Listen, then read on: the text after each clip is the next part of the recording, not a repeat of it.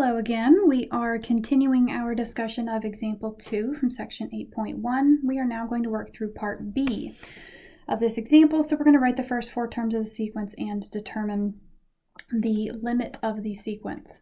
So for part B, one thing that we can notice right from the beginning is that we don't have the same sort of formula like we did in part A. We don't have an explicit formula.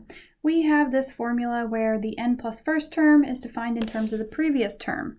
This is actually called a recursive formula. These sorts of formulas are really nice to use if all you care about is finding the next term in the sequence. But you could imagine if you had a beginning term and you wanted to find the 100th term in the sequence, this sort of formula would be really annoying to work with. But we just want to write out the first 4 terms of the sequence, so that won't be too hard for us, given what our formula looks like. B sub 1 is 1, that's given to us, so that's our first term. B sub 2 is negative 2 times B sub 1, so that's going to be negative 2 times 1, or just simply negative 2. B sub 3, let me scroll up, is going to be negative 2 times B sub 2, which is negative 2 times negative 2, so that's going to be a 4.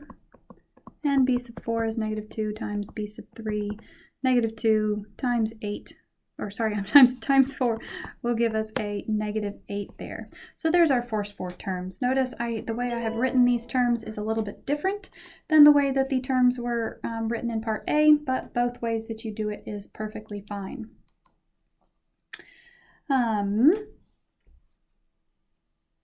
So we have our first 4 terms. Next, we need to find the limit of the sequence. Now, here's another thing that is bad about recursive formulas.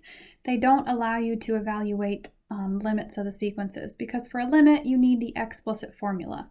So that means that we need to find an explicit formula before evaluating the limit.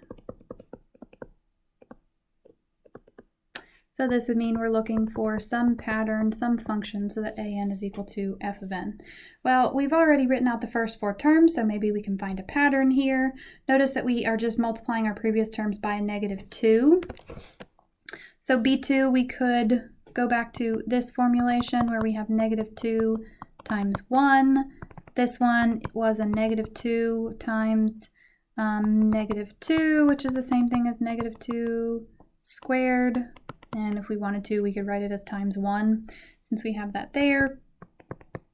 Negative 8, we could write that as a negative 2 cubed. So if we assume that this pattern continues, our next one would be negative 2 to the 4th, then negative 2 to the 5th, so on and so forth. So we have negative 2 cubed, negative 2 squared, negative 2 to the 1st power. This first one, we could write as a negative 2 to the 0. So,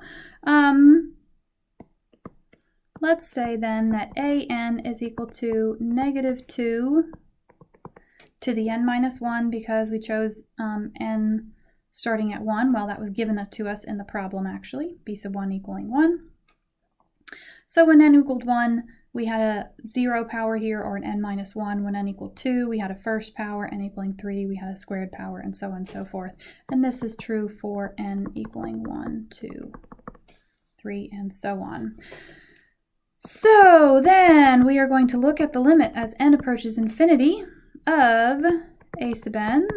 Oops, I don't know how I switched to, well, I guess I switched to a sub n here. Sorry about that. Let me change this notation. We need a b sub n there, because that was what was given to us in the problem. We need a b sub n there. We'll need a b sub n here.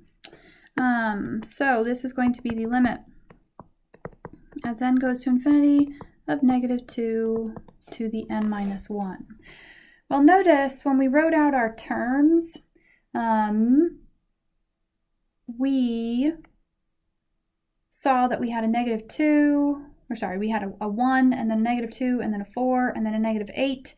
We could probably guess that the next one's going to be 16, and then negative 32, and so on and so forth. So it seems like our terms are going off in magnitude anyways. They're blowing up. They're getting larger and larger. So we could maybe guess then that this limit is not going to exist because the limit's going to end up being infinite. But in order to actually prove that, we're going to use Theorem 2 from the notes. If you recall, Theorem 2 said that the limit as n goes to infinity of a sub n equaling 0 would imply then that the limit as n goes to infinity of a sub n equaling 0. And in a note, it was written that this theorem also meant that the limit as n going to infinity of the magnitude of the terms, if it did not equal 0, it meant that the sequence diverged, that the limit as n went to infinity of a sub n did not exist, and a sub n,